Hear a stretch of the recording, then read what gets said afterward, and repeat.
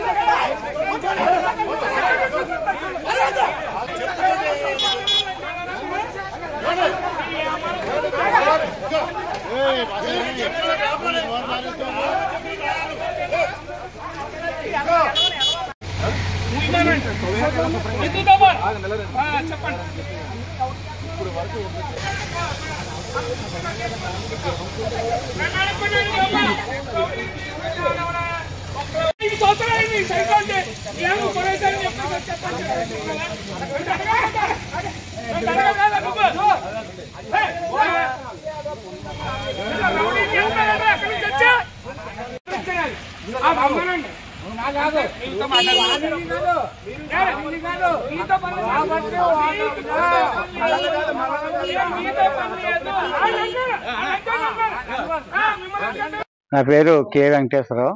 స్థానికంగా మేము కొనుగోలు చేసుకున్నటువంటి భూమి ఇక్కడ మాకు కబ్జాగా గురైతే నేను అప్పుడే చాలా నెలల నుంచి నేను ఇబ్బంది పడుతున్నాను.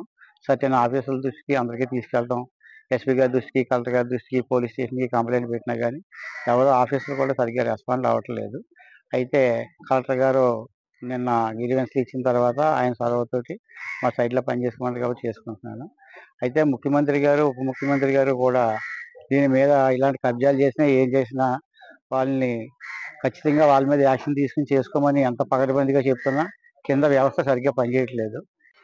ఇక్కడ ఈ స్థలాన్ని దౌలూరి గంగరాజు అన్యాయంగా దీన్ని ఆక్రమించటం, తర్వాత ఈ స్థలంలో అతను లోకల్లో ఉన్నటువంటి కార్లకి పార్కింగ్కి రోజుకి కారుకి 50 రూపాయలు చొప్పున రెంట్కి ఇచ్చేసారు మా ఆస్తిని. అయినా సరే మేము ఎన్నిసార్లు విన్నవించుకున్నా కానీ సరైనటువంటి స్పందనలు అవి మాకు ఎదురవ్వలేదు. అయితే మా డాక్యుమెంట్స్ని కూడా స్థానిక పోలీసులు వారు కూడా పరిశీలించారు. మా అన్నీ కూడా కరెక్ట్ అని చెప్పి తెలిసిన తర్వాత మమ్మల్ని వర్క్ చేసుకోమన్నారు. ఇలాగా దౌర్జన్యంగా మా ఆస్తిని ఆక్రమించడమే కాకుండా మళ్ళీ వీటిని రెంట్కి ఇచ్చేసి అది కూడా సొమ్ము చేసుకుంటున్నారు. ఇలాగా పట్టపగలు దౌర్జన్యాలు చేస్తున్నా కానీ ఏమీ చేయలేని పరిస్థితుల్లో వ్యవస్థలో ఉన్నాయి.